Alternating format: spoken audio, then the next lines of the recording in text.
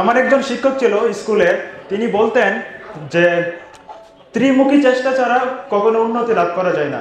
প্রথমত হচ্ছে আমি নিজে, তারপর আমার পরিবার এবং একটি প্রপার গাইডলাইন হিসাবে লেজেন্ড কেয়ার আমাকে অনেক গাইডলাইন দিয়েছে। এবং লেজেন্ড কেয়ারের আসার প্রথম কারণ হচ্ছে ইজাজ ভাইয়ের ভিডিও দেখে।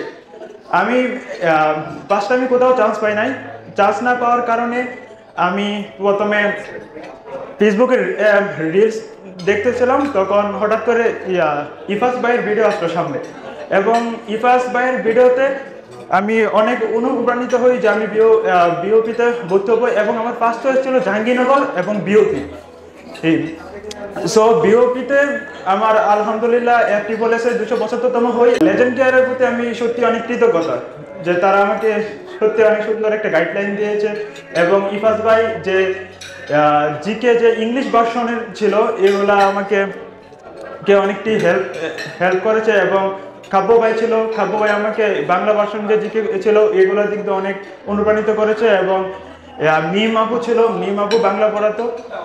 সো এই সবগুলো মিলেই আর কি আমার এই জায়গায় আসা।